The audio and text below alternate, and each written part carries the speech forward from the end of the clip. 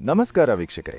ಬೆಳಗಾವಿಯಲ್ಲಿ ನಡೆಯುತ್ತಿರುವ ರಾಜ್ಯ ವಿಧಾನಮಂಡಲದ ಅಧಿವೇಶನದ ವೇಳೆ ಗೃಹಲಕ್ಷ್ಮಿ ಯೋಜನೆಯ 2 ತಿಂಗಳ ಹಣ ಮಹಿಳೆಯರ ಖಾತೆಗಳಿಗೆ ಜಮೆಯಾಗದಿರುವ ವಿಚಾರ ಭಾರೀ ಚರ್ಚೆಗೆ ಗ್ರಾಸವಾಗಿದೆ. ಈ ವಿಷಯವನ್ನು ಮುಂದಿಟ್ಟುಕೊಂಡು ವಿಪಕ್ಷ ಬಿಜೆಪಿ ಕಾಂಗ್ರೆಸ್ ಸರ್ಕಾರದ ವಿರುದ್ಧ ತೀವ್ರ ವಾಗ್ದಾಳಿ ನಡೆಸಿದೆ. ಈ ನಡುವೆ ಮಹಿಳಾ ಮತ್ತು ಮಕ್ಕಳ ಅಭಿವೃದ್ಧಿ ಸಚಿವೆ ಲಕ್ಷ್ಮೀ ಹೆಬ್ಬಾಳ್ಕರ್ ಅವರು ಸ್ವತಃ 2 ತಿಂಗಳ ಗೃಹಲಕ್ಷ್ಮಿ ಹಣ ಮಹಿಳೆಯರ ಖಾತೆಗೆ ಜಮೆಯಾಗಿಲ್ಲ ಎಂಬ ಸತ್ಯವನ್ನು ಒಪ್ಪಿಕೊಂಡು ವಿಷಾದ ವ್ಯಕ್ತಪಡಿಸಿದ್ದಾರೆ. ಇದರಿಂದ ರಾಜ್ಯದಲ್ಲಿ ಕೆಲ ದಿನಗಳಿಂದ ಮುಂದುವರೆದಿದ್ದ ಗೃಹಲಕ್ಷ್ಮಿ ಯೋಜನೆ ಕುರಿತ ಜಟಾಪಟಿಗೆ ತಾತ್ಕಾಲಿಕ ತೆರೆ ಬಿದ್ದಂತಾಗಿದೆ.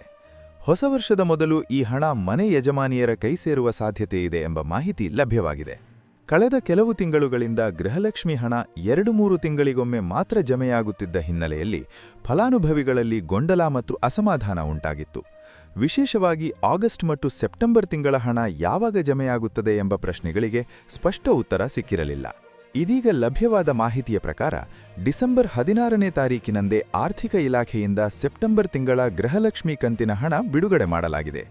ಹೊಸ ವರ್ಷದ ಮೊದಲು ಈ ಹಣ ನೇರ ವರ್ಗಾವಣೆ ಮೂಲಕ ಮನೆ ಯಜಮಾನಿಯರ ಬ್ಯಾಂಕ್ ಖಾತೆಗಳಿಗೆ ಜಮೆಯಾಗುವ ಸಾಧ್ಯತೆ ಇದೆ ಎಂದು ಮೂಲಗಳು ತಿಳಿಸಿವೆ. ಆದರೆ ನವೆಂಬರ್ ಮತ್ತು ಡಿಸೆಂಬರ್ ತಿಂಗಳ ಬಾಕಿ ಹಣ ಯಾವಾಗ ಬಿಡುಗಡೆಯಾಗಲಿದೆ ಎಂಬ ಬಗ್ಗೆ ಇನ್ನೂ ಸ್ಪಷ್ಟ ಮಾಹಿತಿ ಲಭ್ಯವಾಗಿಲ್ಲ.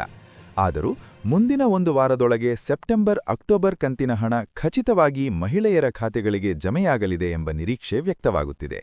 ಈ ಮಾಹಿತಿ ನಿಮಗೆ ಉಪಯುಕ್ತವಾಗಿದೆ ಎಂದು ಅನಿಸಿದರೆ ವಿಡಿಯೋಗೆ ಲೈಕ್ ಮಾಡಿ ಹಾಗೂ ನಿಮ್ಮ ಅಭಿಪ್ರಾಯವನ್ನು ಕಮೆಂಟ್ನಲ್ಲಿ ತಿಳಿಸಿ. ಮತ್ತಷ್ಟು ಸರ್ಕಾರಿ ಹಾಗೂ ಆರ್ಥಿಕ ಮಾಹಿತಿಗಳಿಗಾಗಿ ನ್ಯೂಸ್ ಫಾರ್ ಕರ್ನಾಟಕ ಚಾನೆಲ್ ಅನ್ನು ಸಬ್ಸ್ಕ್ರೈಬ್ ಮಾಡಿ. ಧನ್ಯವಾದಗಳು.